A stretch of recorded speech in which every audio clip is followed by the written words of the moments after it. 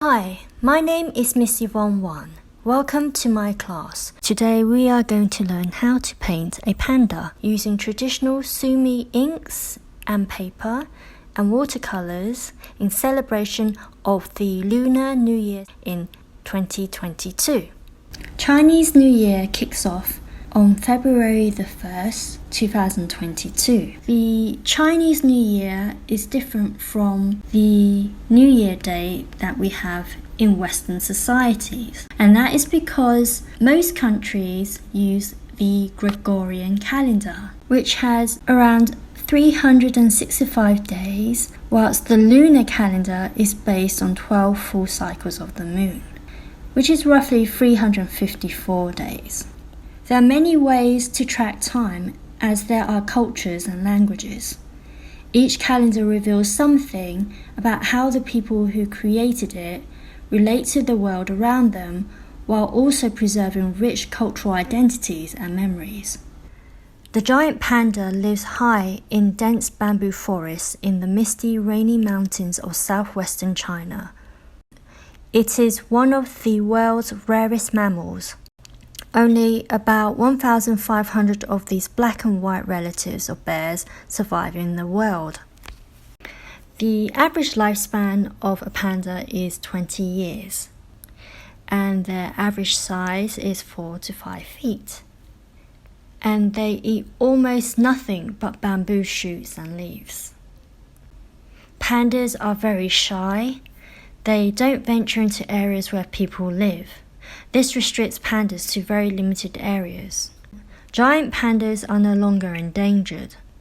They are now placed on the vulnerable list thanks to conservation efforts in protecting the giant panda's habitat, captive breeding and introducing pandas to the wild, and laws to stop panda hunting. It is important that we continue to look after the environment so that animals such as pandas can thrive in the wild. The art supplies that you need today include sumi paper, sumi ink, brushes, sumi paint palette, Japanese watercolors, and a glass of water. I'd like you to prepare your sumi palette by having different concentrations of black in each section. You do this by dipping your brush into the palette once and then methodically moving the brush from one section to another. Once you do this, the greys should get lighter as you move on. Next, I'd like you to take the light grey and then draw the outline of the panda like this.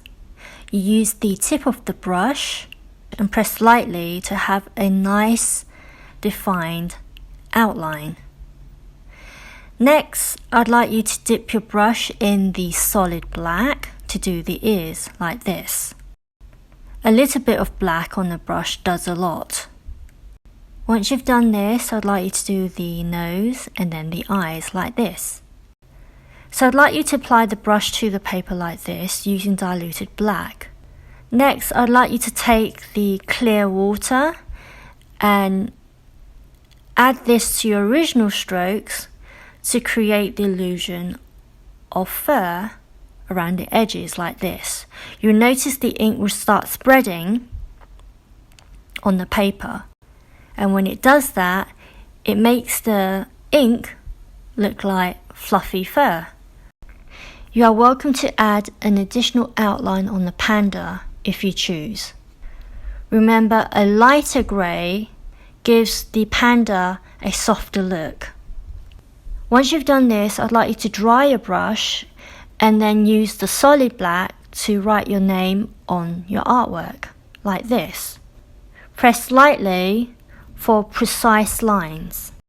Next, I'd like you to take the green Japanese watercolors and draw bamboo shoots like this.